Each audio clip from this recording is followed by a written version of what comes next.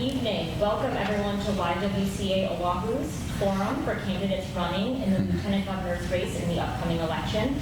As Jen noted, my name is Paige Heckathorne-Choi. I'm very lucky to volunteer with the YWCA on their advocacy committee.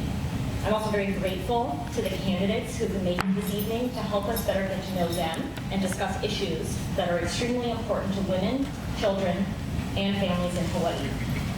As you know, women's rights are being taken away at the federal level. There was the shocking reversal of Roe at the end of June, and it made it clear that organizations like the YWCA need to continue their advocacy work, and that we need leaders who support women and will uplift families and women in the state. We are joined in partnership tonight, as Jen noted. We have 3 important organizations here to support us. I'd like to thank the AAUW, the Women's Fund, and the Hawaii State Commission on the Status of Women for your leadership and your participation tonight. We do have some ground rules for the evening. I think our hope is really that this isn't so much a debate, it's a conversation. We do want to get to know you, your experiences, and what you would prioritize as issues, especially those issues that affect a lot of our women and our families here in Hawaii. I do want to make sure we have a robust discussion tonight, so we'll alternate the order of speaking. I will help to guide that order to the best I can. And in order to ensure that every candidate has a chance to respond, we would ask that you keep your responses within 2 minutes, and we have a lovely helper up in the front to help us time those answers. So we do really hope that these questions help you to provide thoughtful answers regarding your own experiences, your own positions, and so that our attendees and anyone who's able to watch the video afterwards can leave with a better understanding of who you are. We also are leaving some time for closing remarks, about 2 minutes at the end, and I'll make sure to let you folks know when we hit that portion of the evening. So for quick introductions, I'll try and do them as quickly as possible. I did want to present our 4 candidates today. They'll tell you more about them personally, but just to provide some background, first is Sherry Menor McNamara. She serves as the president and CEO of the Chamber of Commerce of Hawaii. She was appointed to this position in 2014, becoming the youngest and first female head of the organization in its 171-year history, and the first Asian to serve as the CEO of the state's Chamber of Commerce. Prior to joining the Chamber, she was the events manager for ESPN Sheraton Hawaii Bowl and has lived in several major cities, working for a wide variety of companies such as Sony, Estee Lauder, and as well as members of our Hawaii's congressional delegation. Next, we have Sylvia Luke. She currently represents the 25th House District, which encompasses Makiki, Punch Bowl, Nu'uanu, Dowsett Highlands, Pacific Heights, and Pauoa. She also serves as the chair of the House Finance Committee, a position she has held for the last decade. Born in South Korea, she immigrated with her family to Hawaii, where she attended Roosevelt High School and UH Manoa. And she went on to earn her law degree from the University of San Francisco Law School and went on to a career as a practicing attorney prior to and during her tenure with the Hawaii State Legislature. Ikaika Anderson has more than 2 decades of experience working in the Hawaii State Legislature and the Honolulu City Council. He was elected to the City Council in a 2009 special election for the seat of the Lady Barbara Marshall, who he worked with as a legislative assistant. During his decade-long tenure on the City Council, he prioritized collaboration and worked with council members and city departments to help navigate through the uncertainty of the COVID-19 pandemic, and that included setting up testing programs within City Hall to make sure that we had a rapid response test site here on Oahu. And lastly, we do have Kika Mania. He currently serves as the executive director of the CPD Foundation, which focuses on investing in local communities on every island. They help to fund job training programs, subsidize local businesses during the pandemic, and helped underprivileged families with college loans. Keith was also the head of the Hawaii High School Athletic Association, leading a Save Our Sports campaign to raise more than $1.5 million to keep youth sports going following the financial crisis. He is also a graduate of UH Manoa, earning both a bachelor's and law degree from the institution. So thank you again for coming here. We'll have a few different modes of questions, so I'll be asking you most of the questions, but we do have some pre-recorded videos from some of our partners tonight and from some members of the public. But I'll open with the first question. It's a question we actually got from one of our members, which is, do you consider yourself a feminist? Why or why not? And so Sherry, I'm sorry, I have to start. You're the first to kick us off. Sure, I'm honored. Aloha and good evening, everyone. Well, thank you so much for joining us this evening to hear from these candidates here. And also, Paige, good job so far. I would say 100% yes. I was raised by a very strong mother who was born and raised in Japan, moved to Hawaii not knowing any English, not having friends, and not having any money. And somehow she managed to start her own small business. And still has it 40 years later. It's a travel agency. And I know it wasn't easy for her as a woman who had to work hard to get business done. And so she had to always push through and be amongst an industry that was very male-dominated at that time. But through her values of being from Japan, she taught me that it's important to support other women, as well as to ensure that we're independent, we can make independent decisions, and really stand firm and be proud of who we are. And so she has taught me those values, and I am so proud that I come from that background. And everything I want to make sure that the next generations can have that kind of spirit, and being proud of being pro-choice, being proud of being a feminist, being proud of standing up and being firm and being okay with the decisions. And again, I owe that to my mom and the strong person that she has been and a role model in my life. Thank you. Thank you for that question. You know, one of the things as a woman, you have to walk that fine line. Because, if you're too aggressive, they call you all kinds of things. If you are not aggressive, then they say you're weak. So I think as a woman leader, you have to be able to navigate those areas. I gave a talk along with the other candidates to a Rotary Club, and I told them, I was really, because I came from very, needy background where my mom was a single mom, and I had to basically raise my own funds to pay for my college education. I was so thrilled when I got a Rotary scholarship, and I went to a group of Rotary group members at their luncheon to thank them, and I was 17 at the time, and I was so excited to get, I think it was like $500, but it was a big deal. And I went to them and I said, I thank you guys, and I'm just so thankful for this opportunity. And I told them I'm gonna graduate and hope to join you guys. And there were snickers around the room.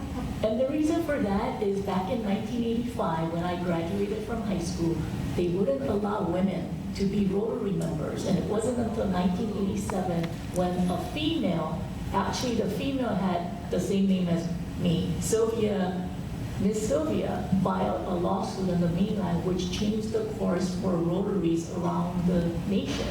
And so it's those struggles. You think we have come so far, but you look at it, and it was only basically 40 years ago. As women, we have to represent. We have to be the first of many things. For that, I was really thrilled that they allowed women to be Rotary members. When I was at the University of Hawaii, I was the first female president for a long time. And for a long time, they didn't have female president, and I was the first female budget committee chair, and I think that comes with a huge responsibility. We have to represent. Aloha, good evening. Thank you for the question. As a male, yes, I do consider myself both a feminist and an advocate for women's rights. I was born to an 18-year-old single mom in Winter, Oahu. And my mom raised me by herself largely until I was about 2 years old, when I was hanai'd by her parents, my grandparents, Whitney Anderson and Hanny Anderson. My tutu, 87 years old, she's still alive. She's one of the strongest women that I know. She and a group of her friends helped to found the Nawahine o Kekai Women's Moloka'i to Oahu canoe race back in the 1970s. But that's only when the race first became official. My grandmother and her friend hitched a ride to Moloka'i in 1955, actually, to go and watch the men's Moloka'i hoi. And they came across the channel, my grandmother and two of her friends, those three ladies on an escort boat, and they had the opportunity to see the race up close. But they were told by their male counterparts, the Karivi Channel is no place for women. You don't belong out here. You can't do this race. Well, that only drove them to work harder. And today we have a world-class women's Molokai to Oahu canoe race that's been thriving for more than 40 years. Additionally, she became the first female paddling coach in the state. Again, something else she was told she couldn't do. As a Honolulu City Council member and as the Honolulu City Council chair, we had a number of women, particularly minority women and women of color, who were part of my administration as council chair. Our director of communications was a woman of color, and our deputy director of communications was likewise a woman of color, just a different age. And I didn't put these women in those positions because of their gender, because of their ethnic makeup, but I really put them, why I chose them, was because of the qualities that they had and their experiences. But through my upbringing and my professional experiences, I will always support women and ensuring that women's access to health care remains a constant in this state. Thank you. Thank you. Well, like Ikaika, I'm a feminist. I may not be female, but I consider myself a feminist. And I'd like to first mention and acknowledge my wife. She's a successful career woman. She's a mother.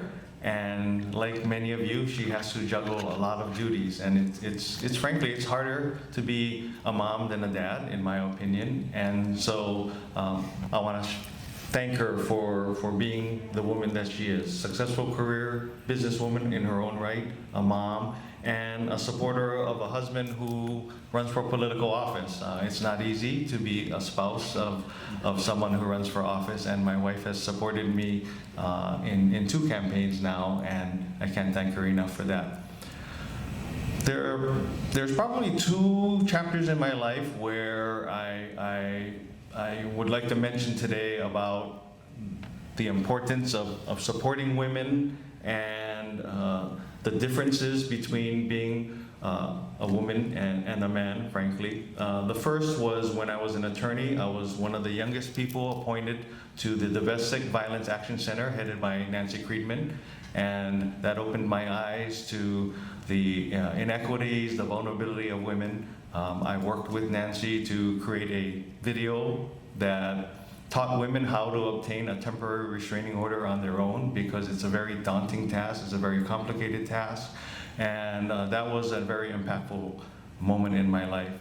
The other was when I ran the Hawaii High School Athletic Association. There were a lot of disparities between female and male student athletes, and among the many things that I did, along with the support of many people throughout high school athletics, is to increase the opportunities for girls throughout our state. And I'm proud of the fact that we added numerous girls' sports like wrestling, like golf, like water polo. Prior to that, girls had to compete on the boys' teams, which is obviously unfair, we take for granted, and it was a big problem back then. So those are the 2 instances that I wanted to point out today. But thank you for the opportunity.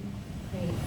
Thank you all so much. And we're going to go to a video question now, and it's from one of the Fernhurst residents participating in the Fernhurst program through the YWCA.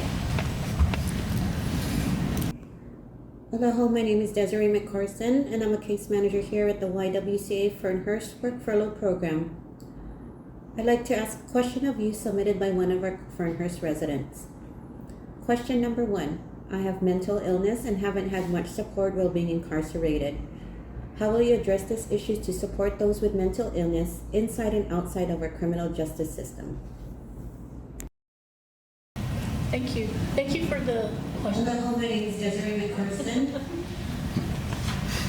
Thank you. Thank you for the question. And let me just first thank the YWCA for providing that important service. Fernhurst program, which is a wraparound service for individuals, especially women who are incarcerated, who needs a pathway as they exit out of prison is really important. You know, a few years ago, the Department of Public Safety tried to shut down Fernhurst, and I was one of the legislators who put a stop to that and provided funding. And Fernhurst provides a really important function in making sure that our incarcerated women have the type of treatment and programs they need. Mental health services, it's not just mental health services, but substance abuse services and exit programs that really need to be supportive. One of the things that we should do is provide a program for an evaluation for each individuals who are taken into custody and provide a specific program for that individual. I think public safety has a one-size-fits-all, and they try to minimize their efforts by keeping everyone in prison, just like how they tried to transfer Fernhurst program individuals back to prison. But we have to do individualized programs and provide the wraparound services before each of these female inmates go back out into the community. If we don't, right now about 50% of our incarcerated women recidivate, which means about 100 out of 200 inmates continue to go back in prison. It's because we don't provide enough services for our inmates.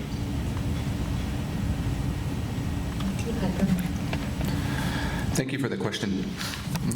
I would like to see additional opportunities made available inside the Department of Public Safety for mental health services. Oftentimes, government looks at issues like mental health care with a one-size-fits-all that really doesn't work, especially on the outside as a county elected official. Oftentimes, when we worked with people who had mental illness, particularly the homeless population that had mental illness, there was so little that our county governments were able to do to be able to provide for them. At the Honolulu City Council level, what we were able to do is work with some of our nonprofit sectors like H4, Hawaii Homeless Healthcare Hui, and bringing together services such as the Joint Outreach Center that we started in Chinatown. We were able to work with Senator Jarrett Kioho-Kalole on the windward side to open a Joint Outreach Center in Kaneohe as well, which provided some wraparound services for some of our homeless on the outside who really weren't getting the help that's needed for them. But what was also troubling that we saw on the windward side in particular was many of these folks were picked up, taken to a healthcare facility, and then simply discharged and thrown back on the street with little to no service. And I'd like to see us start to partner more also with, as I mentioned, with the Department of Public Safety, but also with some of our nonprofits and the faith-based community to do more to ensure that we're actually servicing some of these people. My own family dealt with an immediate family member who had mental health issues, was recommended to seek inpatient mental health treatment. She decided not to. She thought she didn't need it, and was very traumatizing for our family. Ultimately, she moved to the continent, and her family there was able to convince her to get help. But there's so much more that we could be doing here in working with some of our nonprofits and our faith-based communities, and I look forward to the opportunity to be able to do that. Thank you. Fernhurst is a place that's near and dear to my heart. My mother was a resident of Fernhurst about 20 years ago. She was never incarcerated, but I don't know how she got into Fernhurst, but they somehow took her in. As some of you may know, who have someone in their family or otherwise that suffers from mental illness, my mother would move from place to place, to the neighbor islands, to the mainland, and back. And one day Fernhurst called me to tell me that my mother was staying there, and because she didn't have a place to stay. So I'm deeply indebted and grateful for the services that Fernhurst provides to my mom. In terms of mental health services in this state, we're severely lacking in having enough services. We don't talk about it enough. We sweep it under the table, or maybe we're embarrassed to talk about it, but we need to put it out on the table. There's so many people that need mental health services across the state, including people like my mother. And I tried to navigate the system to get her the help she needed. It was frustrating, it was difficult. I would worry many times a day, throughout the night, worried about her well-being. And finally, we've been able to find her a place, a care home that can take care of her medically and with her mental health issues in Eva Beach. And but it was a long, difficult journey. And As I said, she suffered from mental illness, still suffers from it throughout her whole adult life, and it's a hardship on families, it's stressful for families, and so I'm an advocate of providing much more mental health services, whether it's for incarcerated women or the general public. Thank you. So mental health impacts all aspects of our community, right? It's different types of mental health. So I think we need to approach it, what is driving the mental health challenges, and approach it that way. And start addressing it from a big picture and long-term standpoint. But when it comes to incarcerated women, I think we should start investing into more mental health services, go into the jails, talk with them, ability them, and show that we care, that they are someone. Sometimes it's about giving that hope and optimism. And then two, start with workforce training while they're incarcerated. And provide them the skills necessary so that when they get out, they feel better about themselves. They know that they can find a job, and then work with the private sector to help place them in these jobs. And hopefully that will be a path towards recovery. So not many people know that Chamber of Commerce gave birth to the Mental Health America Hawaii chapter. So we recognize how important mental health is within a workplace. I think we should even start before that. Especially with the pandemic, we've seen how much our youth have been impacted. And data shows that there's a lot more, higher percentage of youth between 6 and 11, I believe, that have increased exponentially. So we need to start from early on to give them those services, to provide more preventative measures. But again, we can have these piecemeal approaches, but we need to look at it in a big picture standpoint and start addressing the different pillars so that we can not only address it, but also find preventive measures so it doesn't get to that point. Thank you. It's interesting talking about the concept of mental health because a theme amongst all of your answers is really how so many people need to come together. You have the private industries, you have nonprofits, you have individuals, the legislature working with the executive, or some of the agencies. So for the LG position, you become an executive of the state. How would you try and make that work better? How would you try and make this a system that works better for people by having more institutions and more organizations work well together? And Kaika, we'll start with you. As Honolulu City Council Chair, I was an executive myself in charge of a legislative branch of 155 plus employees, the Office of Council Services, as well as the Honolulu City Clerk's Office, which is also our Chief Elections Officer. So looking at this as an executive in the Lieutenant Governor's Office, I would look at the same approach that we utilized in working with Senator Jared Kehokalole when we started a joint outreach center in Windward, Oahu. We simply approached the nonprofit sectors in the community. We approached in Senator Kehokalole, the state, in providing some land that was available to offer this center. As Lieutenant Governor, I would look at the lands that are available in different areas. I was in Waianae today, and we were talking about having joint outreach centers available on the coast in Waianae, where people would be able to get mental health services and other wraparound services to be able to help. So as Lieutenant Governor, I would utilize my experience as an elected executive and turn that office into going out into our communities, working with our elected officials and our different nonprofits and community members in establishing more of these centers directly in our communities so they're available to our people in their communities where they live. Thanks. When I was the executive director of the Hawaii High School Athletic Association, I was tasked with overseeing athletic programs across the state, encompassing 34,000 student athletes, thousands of coaches, hundreds of administrators, tens of thousands of parents, and I learned quickly that the best way to get things done is to combine resources, to not work in silos, and to work efficiently. The state government doesn't have enough funding to fully fund high school athletic programs, so I learned quickly that you need to connect with the nonprofit sector. You need to connect with the private sector. We need to do more of that in state government, and we need to work closely together. From a mental health standpoint, I can personally attest trying to get my mother treatment, trying to get her services, trying to get her financial assistance. The left hand doesn't talk with the right hand. You have to work with the state to get Medicaid benefits. You have to work with the federal government to get Social Security benefits. They don't talk together. They are complicated processes, and if I'm a lieutenant governor, one of the first things I'd like to do is work with the governor and perhaps the legislature and our congressional delegation to see how we can better streamline services and work together, because it'll make families like myself work much better and provide much more services to the people that need it. Thank you. I believe as president and CEO of the Chamber of Commerce currently, I'll be making a lateral move because I spent my entire career based on the skill sets of collaboration, connection, convening. And I believe that's the role that a lieutenant governor can play, is to be that point person to help people navigate the government, because it's clearly very complex.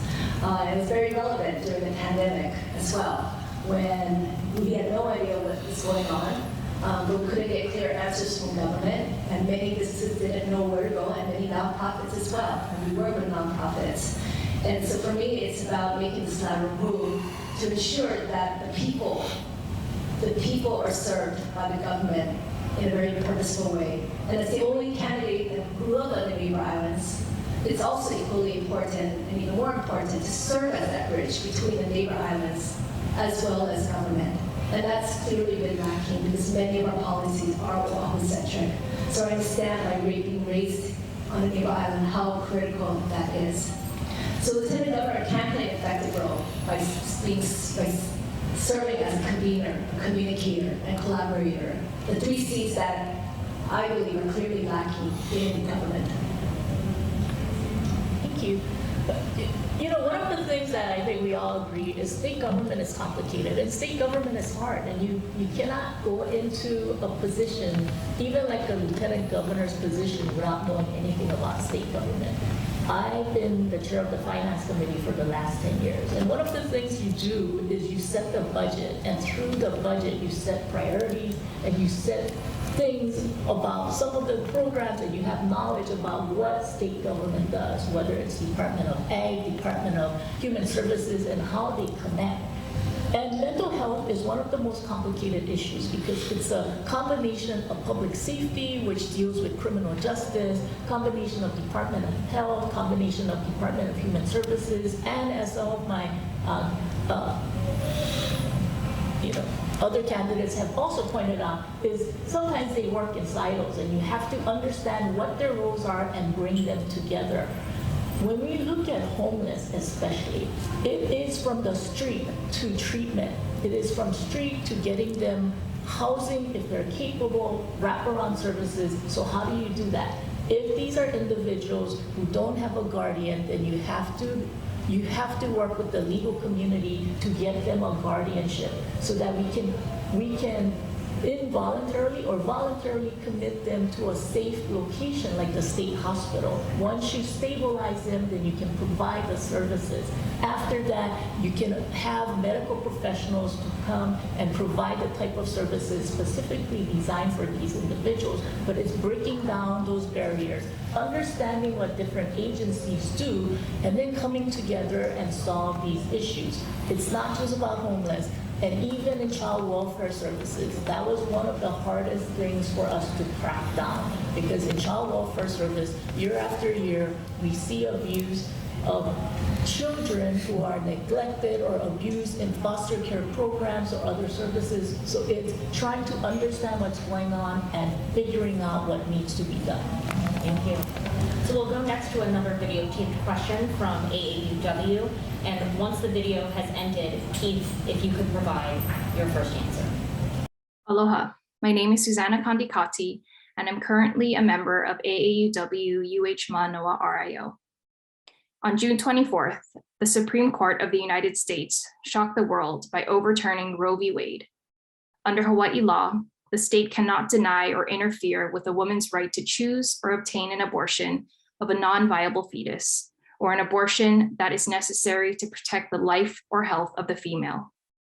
would you and how would you strengthen and expand reproductive health and rights? Mahalo.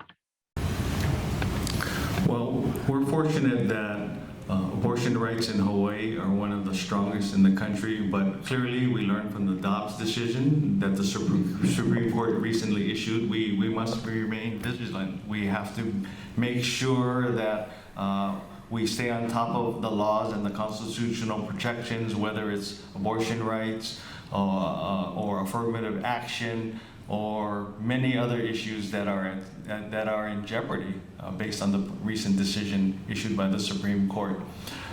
One area that we need to focus on across the state that many of you in the audience know is that we need to provide more abortion services. Although we have strong protections that provide women with the right to get an abortion here in the state, that's great. But that's little consolation if you can't get the services you need. Islands like Molokai and Lanai and Kauai, I believe, don't have those services. And it's not so easy for women, especially those who can't afford it or those who, for various reasons, would like to do it discreetly and confidentially without the knowledge of other people, to get those kinds of services if it's not available on their island. That's been an issue that's been lacking, and it's my hope that the state steps up and provides more services across the state, because that's a big issue facing our women across the state today. Thank you. Well, it's definitely been a devastating blow to women's rights. At that time, we were celebrating the 50th anniversary of passing Title IX. And then thereafter, the decision came out, and it felt like we were 5 steps backward. We are fortunate to live in a state that is very pro-choice, and that the state has always ensured that women's rights were protected. But we must continue to, as Mr. Amamiya said, stay vigilant. And as Lieutenant Governor, I will ensure to work with women's groups, I will work with community organizations, I will work with the legislature and government to ensure that services and resources are continued to be provided, but also even more. Because I think in this tumultuous times, we need to invest more in this area, because it's only right for our women who have gone through so much and who have been impacted by these types of decisions. So I am committed to that as your Lieutenant Governor, to ensure that we all work collaboratively to keep pro-choice, but also to enhance the services for women across the islands. Thank you. In 2006, I was one of the legislators who led the charge to make sure that the right to abortion is embedded in our statute. In the statute of state of Hawaii, it allows for women to have abortion in a hospital or with doctor's care. If we believe abortion, all forms of abortion is protected in the state of Hawaii, you are wrong, because the statutes say that you can have abortion in a hospital or with a doctor's care or in a doctor's office. And as you know, since 2006, what did we do? We allow for emergency contraception and abortion through pills. That is currently not protected. So we are going to have a huge fight in the next several years about ensuring that abortion can be performed by nurse practitioners and non-physicians. We cannot just continue to think that Hawaii is protected, because we are not. The other thing is, because now federal protection is not there, federal funds will not be available for clinics and for Medicaid women. So one of the things I did this year is to ensure that Medicaid and funds will not be a barrier for indigent women to have abortion. That in itself also is not enough, because as you know, if people are coming to the state of Hawaii to get abortion services, they may not be covered because of certain reciprocity rights between the states. We have to be vigilant and we have to figure out what to do. And the legislature is going to need a lot of help and a lot of guidance. And I think many people in the legislature and the community don't realize that full abortion coverage will not be covered. And we need to educate them, and we need to start now. So I will rely on you folks as advocates for women's rights to work together to fight for this the next several years.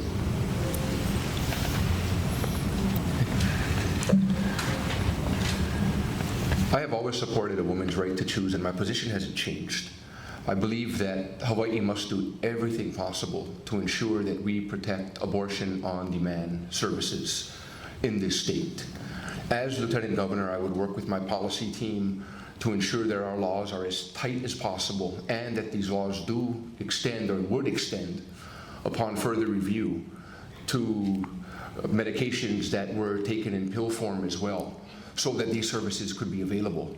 As a father to 2 daughters, I would want to make sure that my daughters have access to reproductive health care if, in fact, they choose to exercise that option.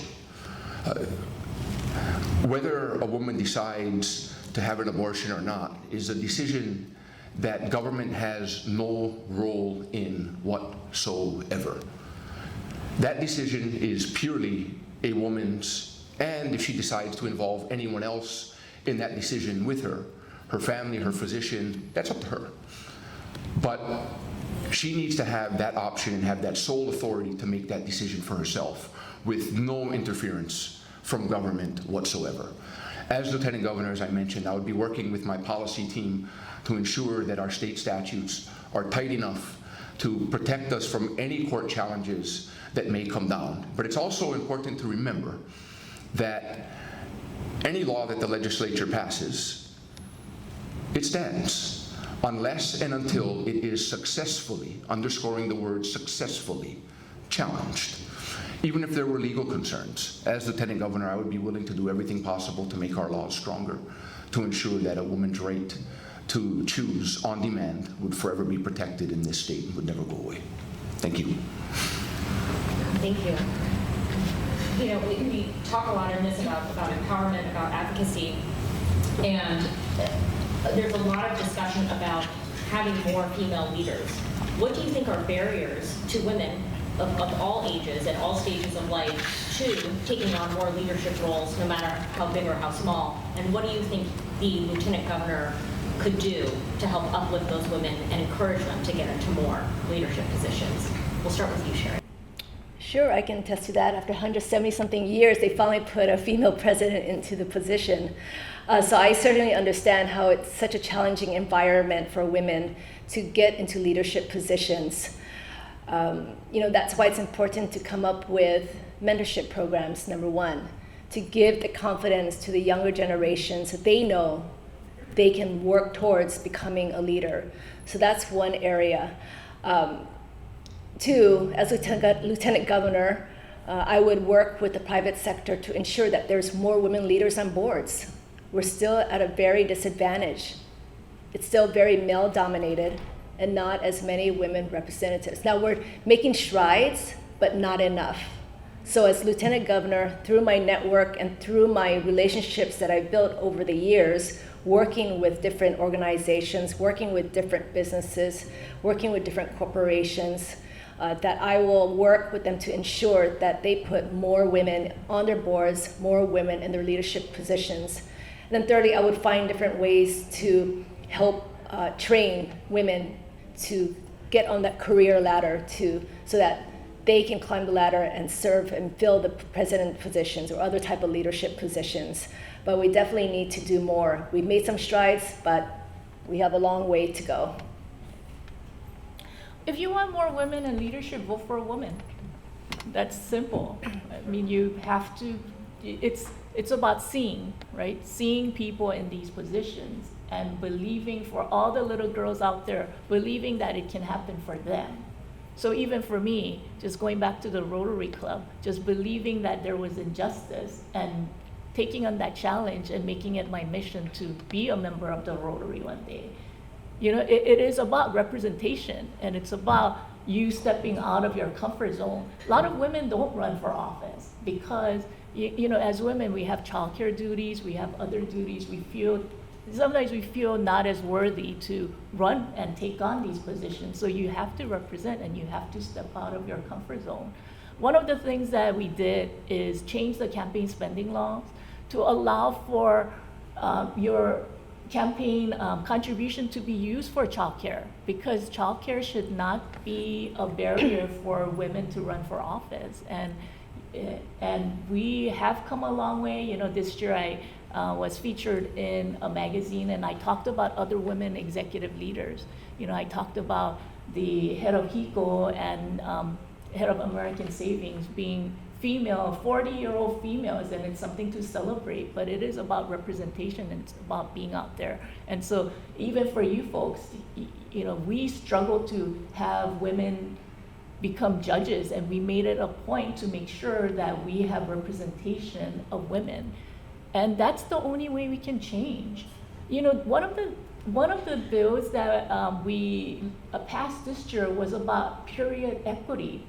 It was about providing menstrual products to girls at school. And some of my male colleagues said, I never heard these stories. I never knew you folks went through the struggle of being embarrassed about having your period or having having something like this happen when you're a junior. And I think, you know, just being you, being represent is what we need in the state of Hawaii.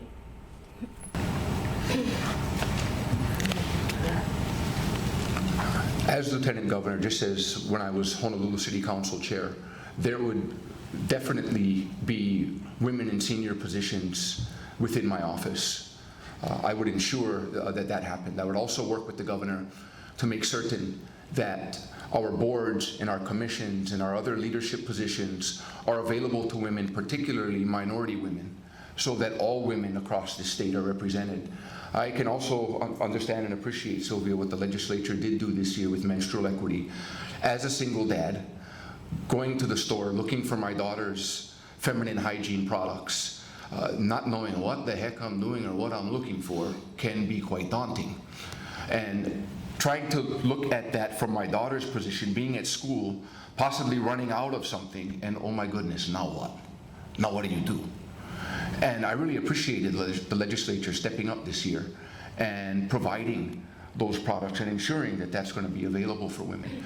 But as Lieutenant Governor and as a father of girls, I'm going to do everything possible to ensure that the Lieutenant Governor's office, with me in it, is well represented by women in positions of authority in our staff, and as well, as I said, working with the governor to make certain that women have every single opportunity to serve not only on boards and commissions, but also in directorships and deputy directorships throughout state government, and particularly that we look at those minority women to ensure that they have the same opportunities.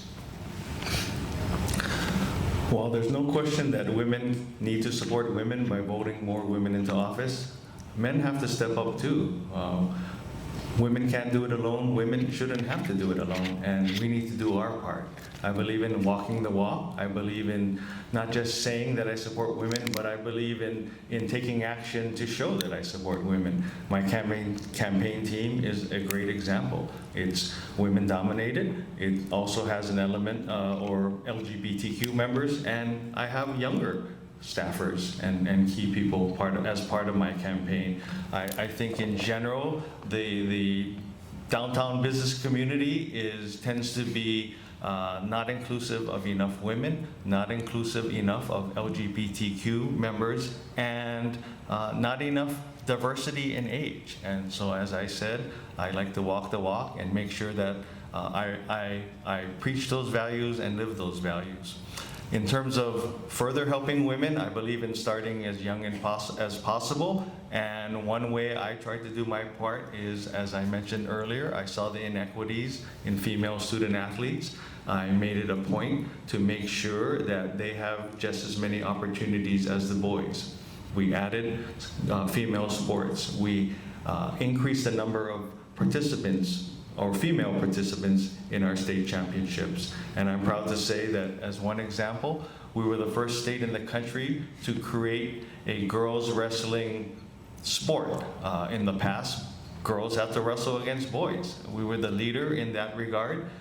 That created thousands of opportunities for girl wrestlers. They got to go to college and get college scholarship opportunities. And we had one of the first gold Olympic medalists that represented the United States female wrestling team in Clarissa Chun from Roosevelt High School. Well, thank you. We'll go to another videotape question now, and then Sylvia, we'll start with you for the response. Aloha, and thank you for taking this question. As the governor, you will be inheriting one of the most prominent and active women's commissions in the world. The Hawaii State Commission on the Status of Women even serves as a guiding consultant to foreign nation states and international non-governmental organizations. We are, however, chronically underfunded and understaffed. What will you do to support and strengthen your new commission? So I have worked closely with the Commission on the Status of Women, and I do understand that they are understaffed, and we continue to fight for staffing as well. Commission on the Status of Women doesn't just provide policy comments, but it provides guidance in some of our key legislative functions. So we rely on status of women, not to just rely on just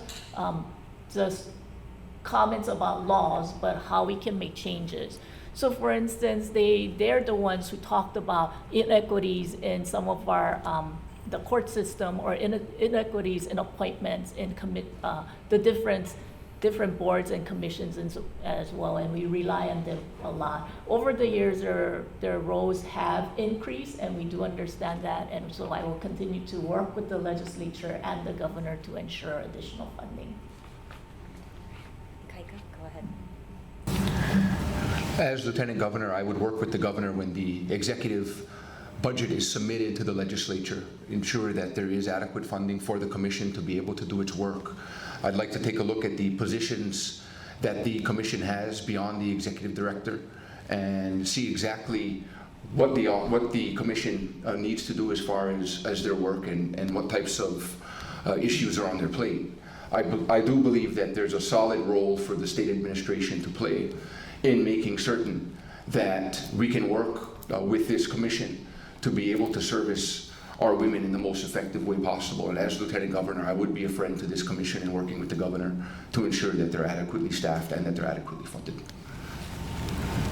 Well, like everyone else, of course, I support more funding. We need to provide more funding to the commission, but we also need to do more in government by appointing women in leadership positions. We need to appoint more women to head our various state departments. There's clearly an imbalance between men and women in leadership roles. That's a great start, besides providing more funding for the commission. But I want to go back to the prior question where we talked about period poverty and menstrual equity, and it upsets me, and I'm outraged really that it finally took action, or action was finally taken this year. Obviously, menstrual issues weren't something that happened overnight. It's issues that women have faced since the beginning of time. And why does it have to take legislative action only now? Why wasn't this action taken earlier?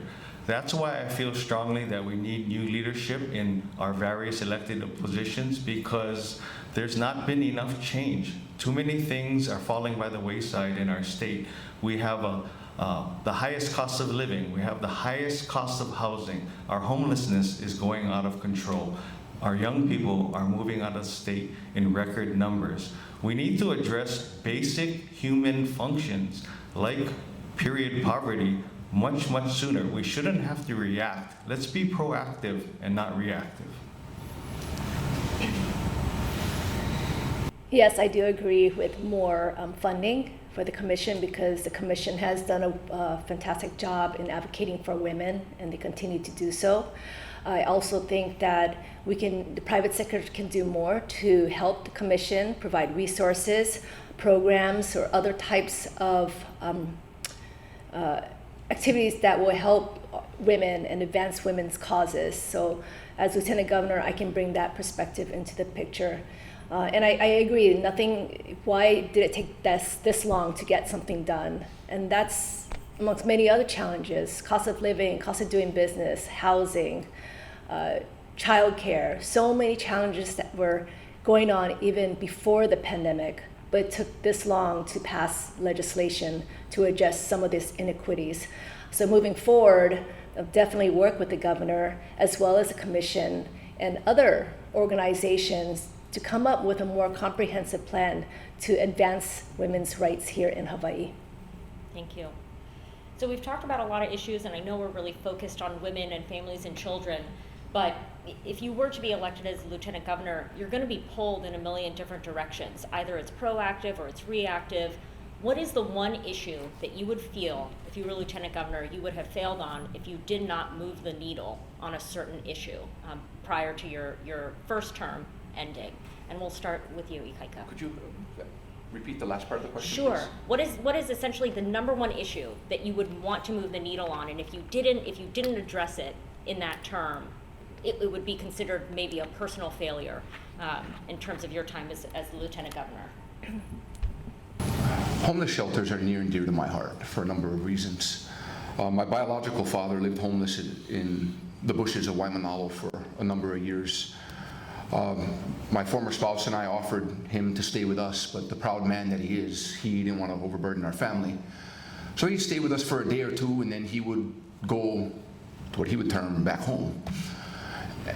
And my father lived in the bushes because he didn't want to burden society by living in a public park or living on a sidewalk where he would be seen and being a burden to society. So that's an issue that's always been near and dear to me. As Honolulu City Council Chair, my office worked diligently with Lieutenant Governor Josh Green to help establish the Kauhale tiny home village concept. One of the first that we were able to bring to fruition was in Waimanalo, where I live, known as Hui Mahi Ai Aina. Reason it's not called a Kauhale officially, two reasons. One, the necessary permits weren't all obtained up front, and two, we have a community elder, Auntie Blanche McMillan, who serves as the de facto executive director, rather than a certified 501c3 nonprofit organization that heads everything. But this works. We have upwards of 40 hard shelters now, sheltering people who were formerly homeless on state property. I was appalled that as a city council member, I was approached to move people off of state property and look for shelter for them. But nonetheless, we had a job to do, we got it done.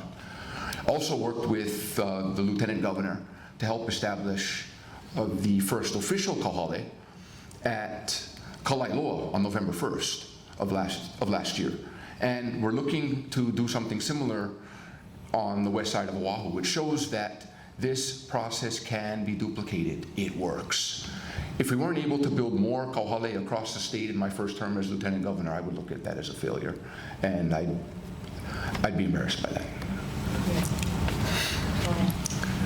We need to build more affordable housing. By recent estimates, we are short 65,000 units to meet the demand in Hawaii. This didn't happen overnight. It happened over decades. I've heard from the 70s when I was a very, very young child, the need for more affordable housing. This is yet another example of inaction by our state's leaders, whether it's in the legislature or the city councils or other branches of our government. We're going to run the risk of losing an entire generation of younger people because they simply can't afford to live here. The median price of a home on Oahu is approximately $1.1 million. What young person, what older person can afford $1.1 million? You can't even afford the down payment, and then who can afford the mortgage on top of that? We need to build more affordable housing. We need to do it now. How do we do it? We need to do it in all different spectrums or levels of housing. But let's first cut out the building of more luxury housing for out-of-state residents. Let's focus on local residents. Let's get rid of and enforce the illegal or the vacation rental laws that we have across our state. Let's speed up the permit approval process that is taking development far too long to be done. If you build more affordable housing, you will kill two birds with one stone. You will eliminate homelessness or drastically reduce it, and we will keep our younger generation from moving out of state in droves. I agree, affordable housing is a huge issue. For me also though, is to keep our small businesses, our mom and pops, our local businesses' doors open. I've seen firsthand how the pandemic devastated them and what it's done to their livelihoods, their employees' families. We've already seen some long-standing institutions like Henry Louis, Dean's Drive-In, closed for years in business because they just could not handle the climate here in Hawaii and how it's making it so much harder to do business here in Hawaii. But that's also falls under the cost of living. And so for me, my focus as Lieutenant Governor, after discussion with the Governor, is to lead the effort with an economic recovery plan that would include bringing stakeholders together from all parts of the communities, business, nonprofit, community organizations, so that together we can build a more resilient economy and invest more in education and workforce development initiatives such as vocational training, so that our keiki will be prepared for the future workforce, as well as help those who've lost their jobs and are looking for other jobs but just don't have the skill sets. So helping them reskill, upskill for better quality jobs. Another area is to work with various departments in reinventing government. What rules and regulations can we attack to make it less burdensome to build affordable housing or for small businesses to keep their doors open? And so those are some of the thoughts that I would like to pursue as Lieutenant Governor, because I believe that we can build a stronger economy together so that it will benefit all people of Hawaii and improve the livelihoods of families, because there's been too many failed policies that have made the situation worse. But I believe we can do it. It will take a collective effort to do that, and I believe that's the Lieutenant Governor's role. Thank you. What is the number one thing that could uplift the next generation? It's preschool. 50% of our kids don't have preschool access. And individuals who can afford to send their kids to preschool are already doing it. It's the 50% that are left behind. And when we look at graduation rates, when we look at homeless rates, what is that number that can continue to arise? It's 50%. If we're able to do something about uplifting the next generation of citizens, we need to provide preschool, free preschool access for all. That's a commitment that I want to make. And that's a commitment that the state has made 2 years ago. And this year we put in $200 million to start building preschools. $200 million could be equivalent to about 2,000 to 4,000 new seats. We need about close to 15,000 seats. So when you look at it in math, that's not unrealistic if we continue to invest about 200 every year. It's identifying those low-hanging fruits, which is going to the current school systems and figuring out if they have unused classrooms. If they have unused classrooms, it will take $1 million to retrofit these classrooms. Retrofitting one classroom will serve 20 new kids, 20 kids who are not going to preschool, who's preventing their moms or dads from going back to work, and that leads to additional poverty. So what are the ways that we can elevate all these people? It is preschool access, and I will continue to work on expanding preschool, especially in the rural areas, especially in underserved areas, because that's the communities that need it the most. So we talked a lot, and in your opening statements, all of you referenced important family figures of yours that have inspired you, especially women. I have to ask, who is the most influential female figure in your life who is not in your family? And we'll start with you, Keith.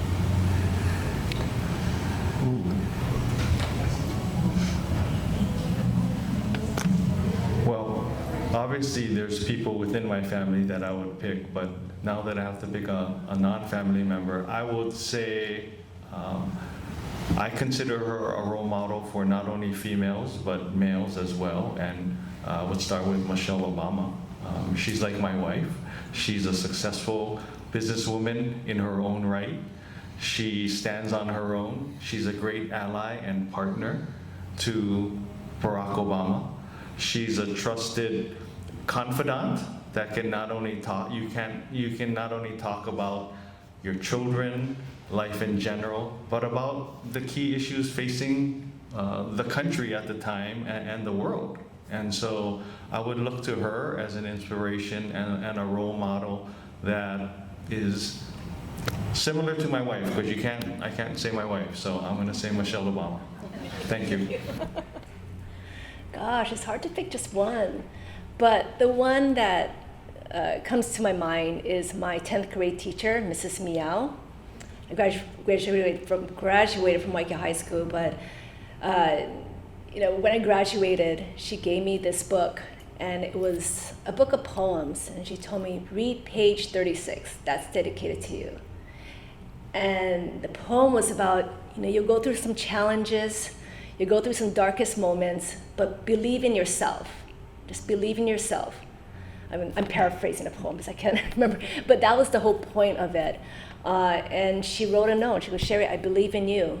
You're going to have your ups and downs, but I believe in you. I've seen what you did during high school. I see what kind of student you are. And to this day, I still stay in touch with her. And I've seen the challenges she had to go through, but also the impact she's had on so many of her students' lives.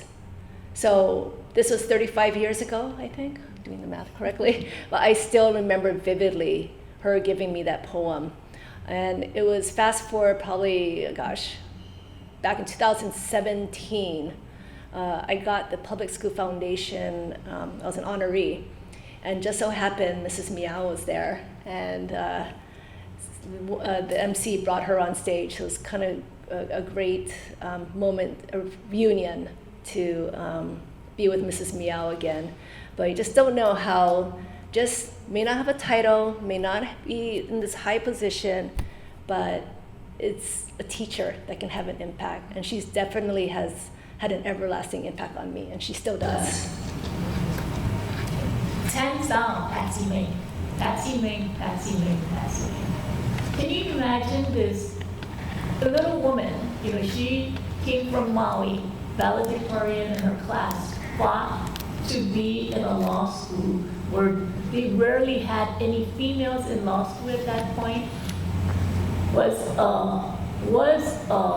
pretty much hell on wheels. Even when she was in the city council, spoke her mind, and she was an example for so many women, so many girls, and so many people who saw her speak. I saw her speak, and we were just shocked that, here was this spitfire of a woman willing to stand up and say whatever was her mind, and it was okay, and it's okay.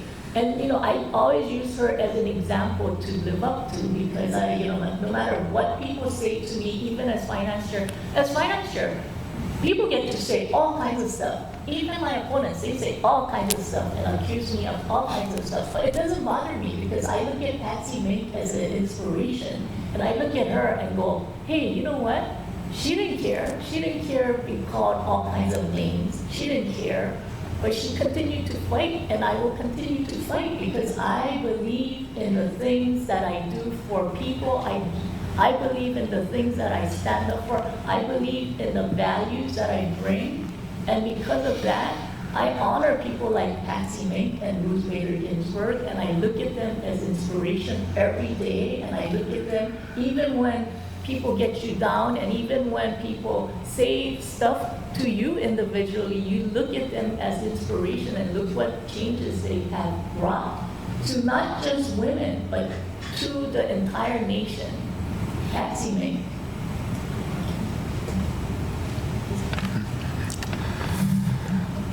One of the women that I admire most, who I personally know, but is not a family member, is the late former Honolulu City Council Chair, Barbara Marshall, who I had the honor of serving as a staff member for her entire 6 years that she was on the Honolulu City Council.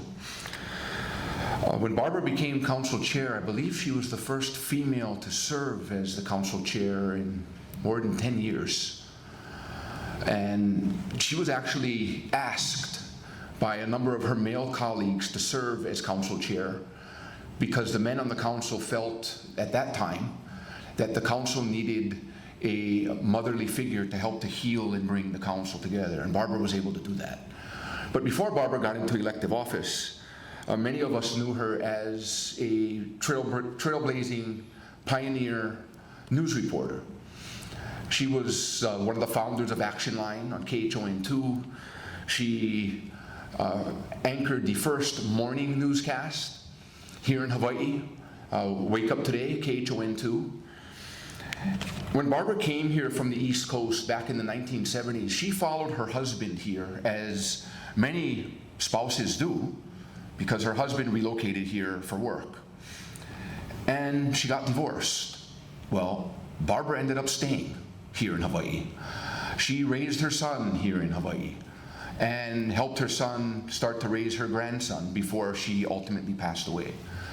But Barbara is one of the strongest women that I know, who's not an immediate family member of mine, who treated everybody from all walks of life the same.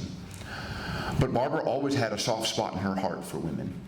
And she also had a very soft spot in her heart for mothers and working mothers. And she was also very adamant that those men close to her who did marry were good husbands, and if they had children, that they were good fathers.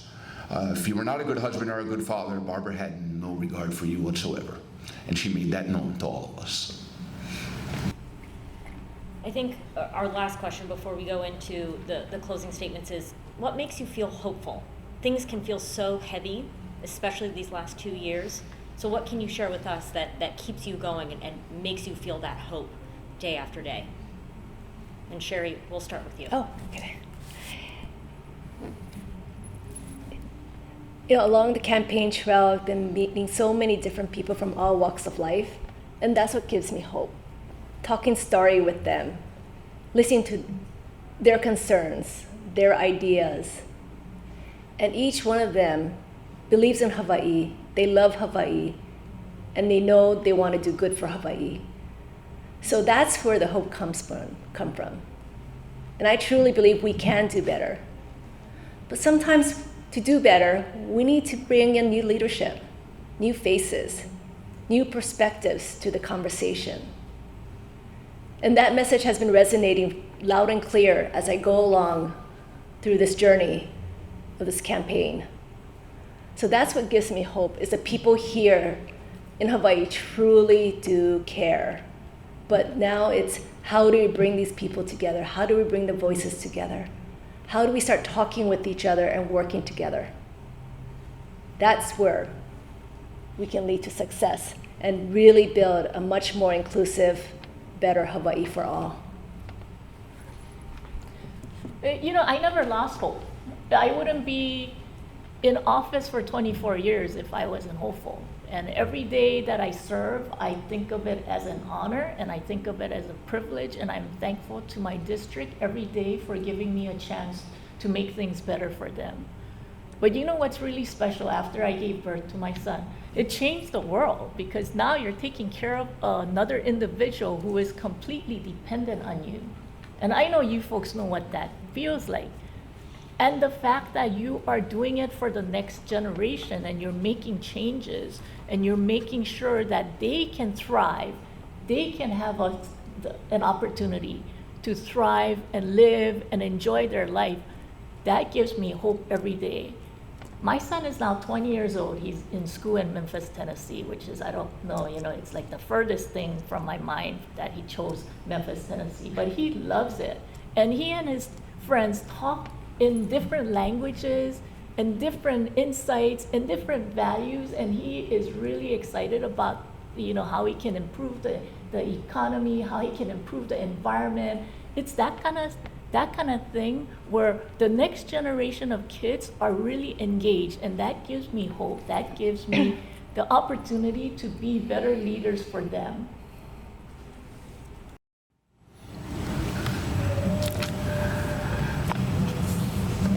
Living in Hawaii, I've always been full of hope for our future and for this community of islands that all of us call home.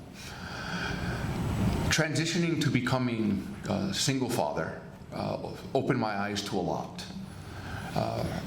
All of a sudden becoming the sole provider for my minor keiki and ensuring that they'd have the resources to be able to live here in Hawaii, and for my keiki who are about to graduate from high school to be able to compete in going forward. My oldest daughter is now 20, her husband serves in the US Naval Intelligence. They still live here in Hawaii, luckily. My oldest son just graduated from Kaiser High School. He decided to relocate to the continent with his mom. My 12-year-old twins, my son and daughter, still live here with me. But looking at my own keiki gives me additional inspiration to leave this place better than we found it for all of you folks' keiki and all of your folks' grandchildren that are to come. By next spring, I'll be a grandfather myself, which is pretty amazing when I think about it. I don't think about myself being old enough to be a grandfather yet, but nonetheless, I'm going to be a grandfather by next spring. But it's having those responsibilities as an elected leader, and all of us are looking to become lieutenant governor and be that elected leader. It's an amazing responsibility, but it's incumbent upon all of us to leave the community better than we found it. And I want those opportunities for my own keiki, who I see every day, but also for yours, so that your families, should they choose, can live here and can thrive in a solid community. I feel like I'm Mr. Doom and Gloom up here, and I'm trying not to be, but when I've been out on the campaign trail, when I've been out in the community throughout my career the past 20 plus years, but more so recently, there isn't a lot of hope out there. There isn't a lot of optimism.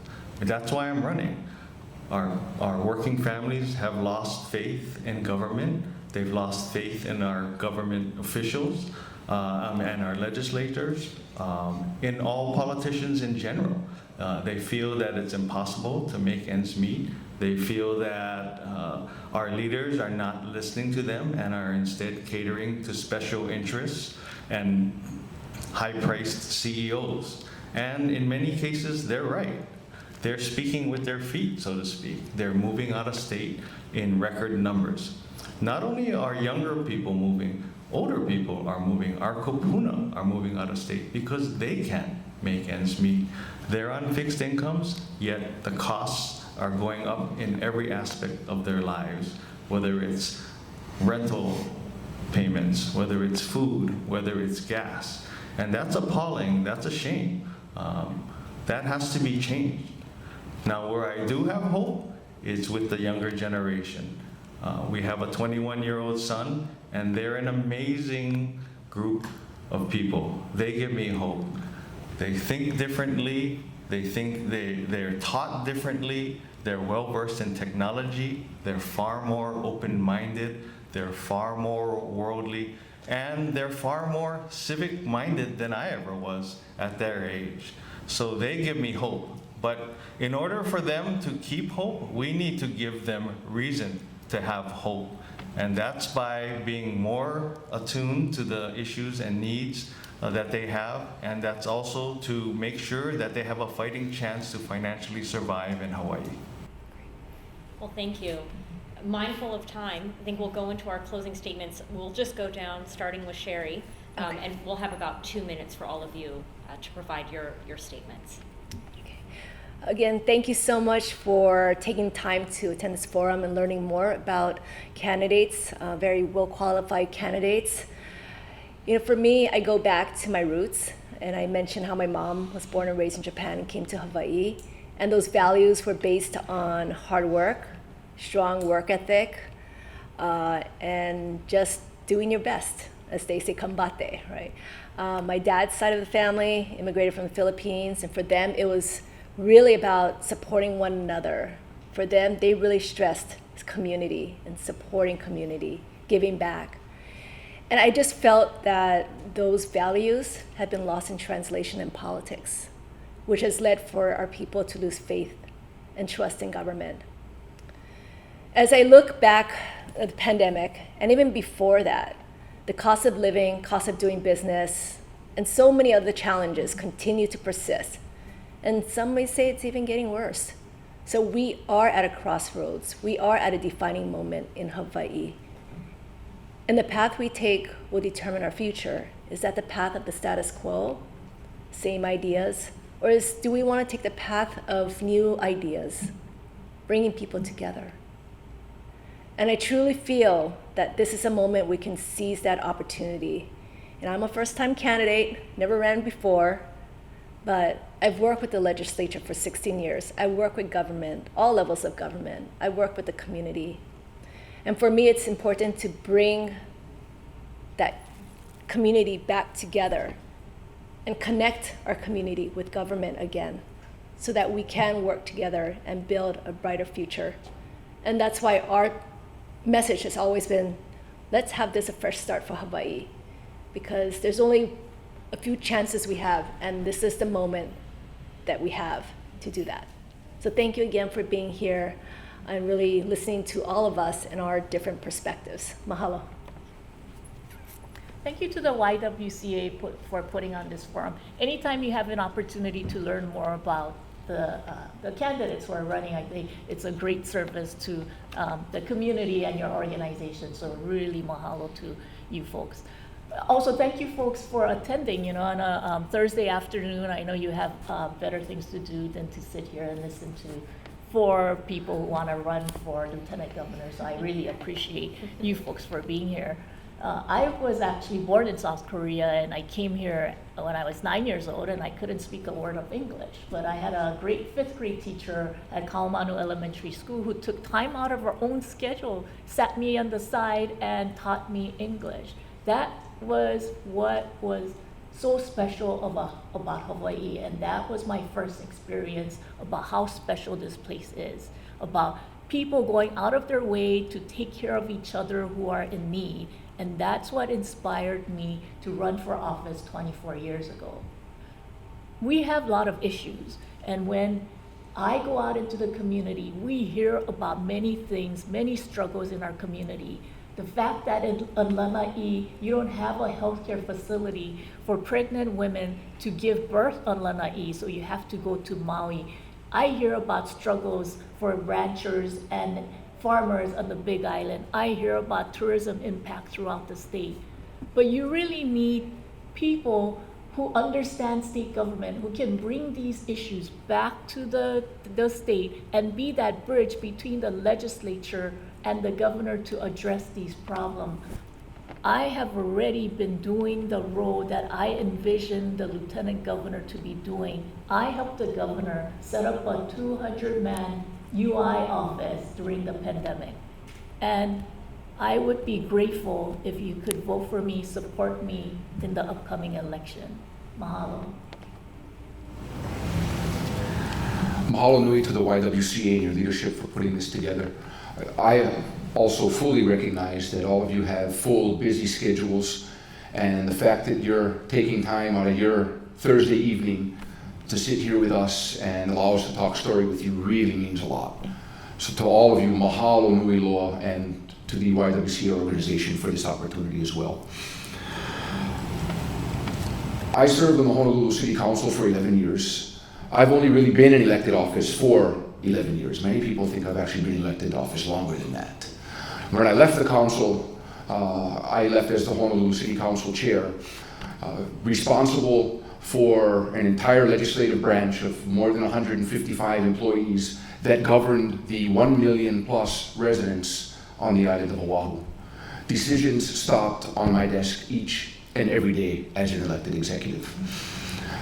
Our team was successful in being able to provide homeless shelters for our homeless ohana where the state filled them. We were also able to build affordable housing, real workforce rental housing, forcing large developers in America like D.R. Horton to deliver hundreds of units that were available for rent to 30% to 80% area median income earning families here in Hawaii. We'd like to take those efforts and duplicate them across the state in the areas that we've had successes. county government really has been that branch of government that's very close to people. And we'd like to take those experiences and be able to duplicate them and bring those services to people on all islands. I ask for your consideration as I run for Lieutenant Governor.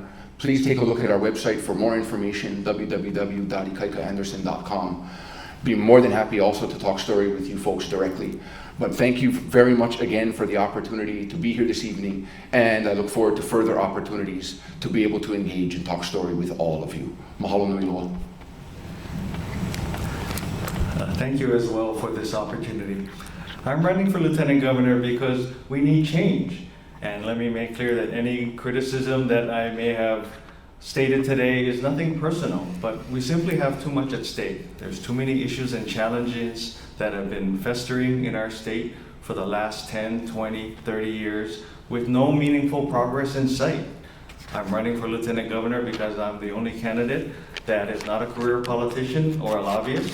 I'm the only candidate with statewide executive leadership experience, leading statewide organization with large numbers of employees, large budgets where I was directly accountable for the welfare of the employees and the profit and loss and financial viability of these organizations. I'm also the only candidate that has spent my entire career working directly in the communities across the state. I got to know the communities well, I got to know the leaders and working families in these communities.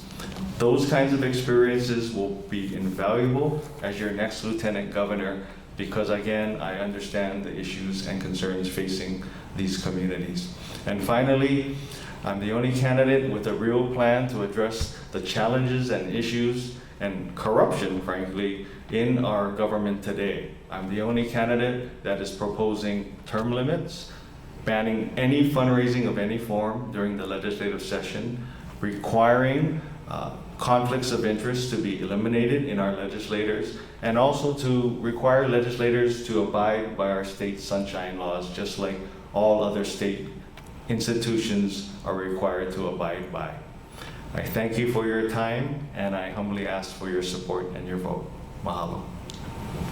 Thank you so much. Thank you again to all of our candidates. I think if it's possible, we could give them a round of applause.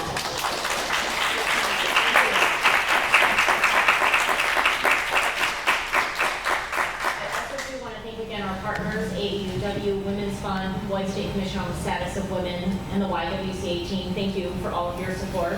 I do want to make a plug for next week, Wednesday, July 13th, 5:30 to 7. There will be the gubernatorial candidates coming in for a similar forum right here in the same room here at the YWCA. So we hope to see many of you there. Thank you again. Thank you for your time, and have a safe evening. Thank you.